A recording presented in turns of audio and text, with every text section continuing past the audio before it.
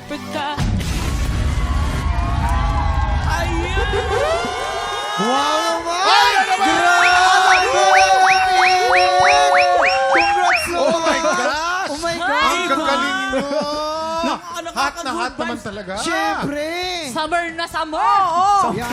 Pag nagsama-sama itong tatlong to, talaga namang mainit na Siyempre. may dating talagang ibang Yes. klase.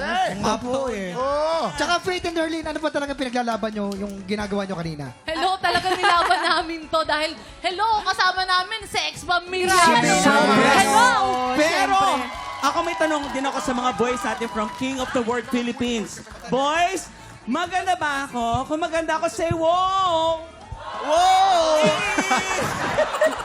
At syempre naman isang karangalan na makasama namin sa sayawan na nag-iisang Sex Bomb Mia!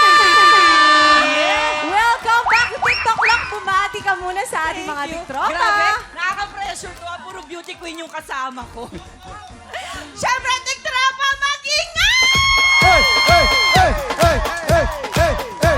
Hey! Ito na mamaya si Ate Mia ang iaalay natin sa Buhay Seat Blaster. Pero for now, Kuya Kim, napanood namin yung interview mo sa sa Triggered. Nakaka-touch. Ay, nako. Yes. Alam mo, isang malaking karangalan na maging guest ng Triggered nung Holy Week, nung Good Friday, no? Ang lalim ng usapan doon. And guys, you can listen to Triggered on Spotify, Apple Podcast, at syempre sa Adventure Taste Moments YouTube channel. Congrats, guys, ha? Uy, Uy! meron ako nakita sa Ano yan, likod. ano? Teka lang. Ano yun? Oy, ano Ay, yan? ay, ay. Bakit yung manager kasama? Security! Parang busog na. Busog na busog. Eto na, eto na! Time check! Sasamahan tayo ni Mia Kumaldaan dahil ebat adala sa pagbabalik ng TikTok